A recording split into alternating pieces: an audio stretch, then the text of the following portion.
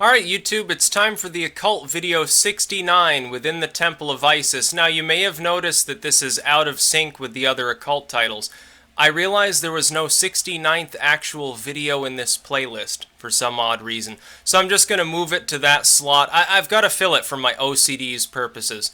There's nothing else to be done for it. I'm not going to go back and redo like 30 videos, so I'm just going to fill it in like this. I think there are a couple of suppressed titles in there too. I have to go back through them and sort of figure it out in a general sense.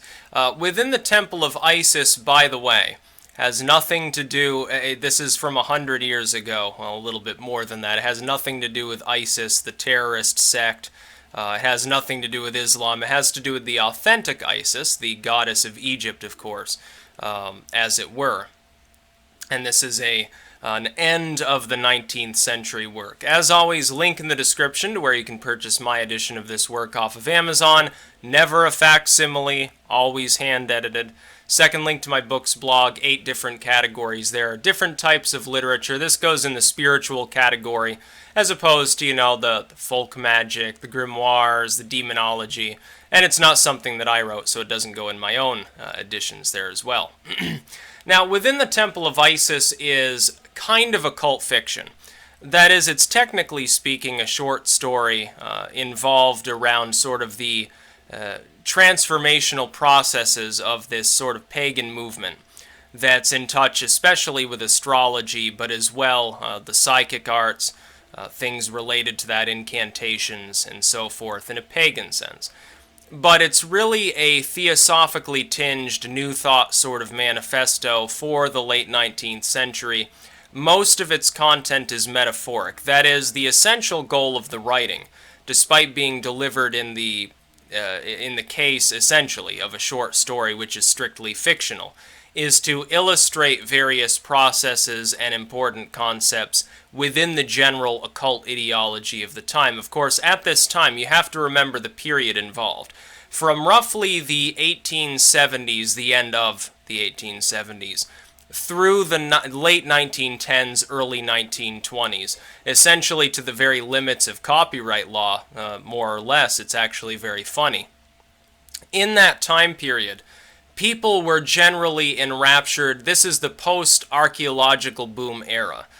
So archaeology had already occurred. You had sort of the Napoleonic era, the era of expansion into places like Egypt, digging through tombs, grabbing out mummies, of course. You know, decades later, they were still literally burning mummies for fuel, which is rather unfortunate. Releasing mummy powder, trying to get blocks of mellified man, and so forth. There was a huge fixation at the time on antiquity, on antiquated cultures, trying to understand them, trying to derive spiritual knowledge from them, because there was also a general prevailing view that the world, in its industrialized state, was fallen. It had fallen away from some sort of pure spirituality. So while on the one hand you have authors who say the world beforehand was primitive, and moving up through polytheism then achieved a spiritually pure monotheistic standpoint, the occultists of the era largely disagreed. They said, well, perhaps it is monotheism is better, but some of the rites, the practices, the principles of pagan lore, of the antiquated world, were superior. It was a golden time. People were more wise, people were more peaceful, maybe, which I think is up for debate. Things were different, things were better in some ways, and so there's something to be gleaned from those cultures. And this is an attempt as a form of occult fiction, really, to illustrate that basic concept. So you have the Temple of Isis here, you have the incantations and the healing and all, just basically the glory in a sort of Dante-style sense, as though it were the city of Minos or something like that. You have sort of this glowing appraisal of this culture and all of the powers and capabilities that it has, and it encourages the reader subconsciously to emulate that, to look upon astrology, to look upon the occult, and really to, in a way, purify their life. The claim is being made, essentially, as in many of these texts. Yes, it is possible for people to be literal soulmates in a quasi-scientific sense from the era. It is possible to learn about these cultures. It is possible to emulate them. It is possible to derive wisdom from them.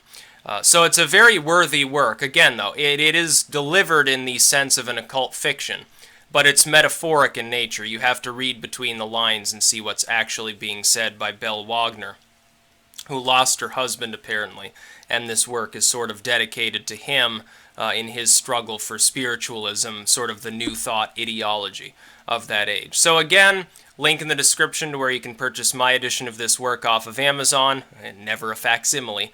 Second link to my books blog if you're interested in the occult in a general sense. There are many, many other materials available here, everything from demonology to cryptids, historical studies if you're into the more academic side, do-it-yourself spell books, alchemy. It's literally all there.